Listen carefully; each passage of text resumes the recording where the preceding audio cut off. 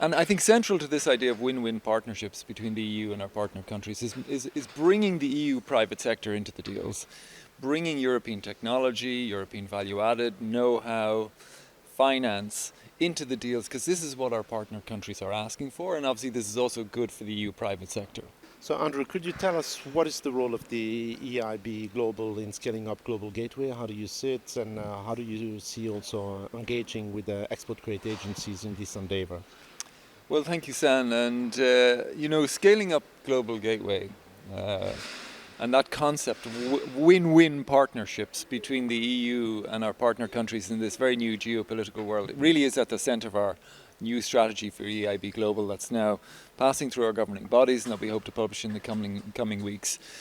And I think central to this idea of win-win partnerships between the EU and our partner countries is bringing the EU private sector into the deals, bringing European technology, European value-added, know-how, finance into the deals, because this is what our partner countries are asking for, and obviously this is also good for the EU private sector. Yes.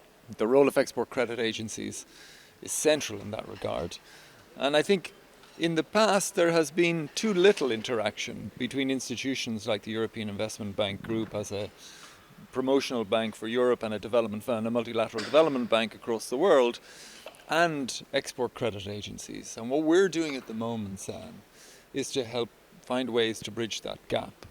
We've launched this pilot through our subsidiary, the European Investment Fund, to support export credit for small and medium-sized enterprises across Europe exporting to Ukraine, taking that risk of payment from Ukrainian buyers. And we're now working with 14 different export credit agencies across Europe to help address that risk. What we'd like to do is learn the lessons from that in terms of how to bridge that gap between the different business models of export credit agencies and the EIB in order to scale that up elsewhere and look at other jurisdictions. And now we're talking to the European Commission about the lessons learned and what we'll do next.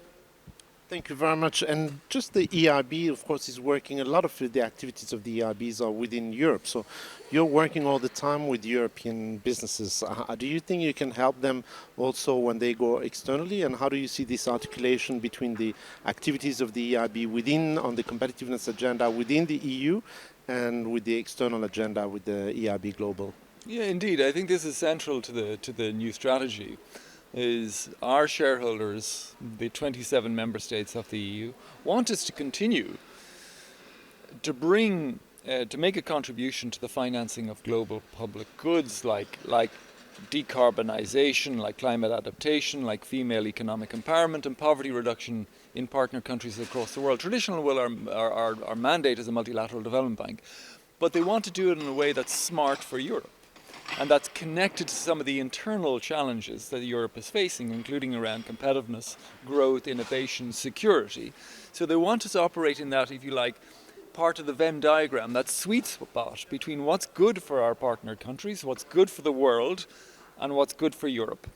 And I think one of the unique advantages of the EIB group is that we're the only multilateral development bank that is both working inside the EU and all 27 member states, as well as across the world. And bridging that gap and bringing that knowledge of the European private sector, of European finance, of European public sector into those international partnerships really is something we feel we are uniquely positioned to do.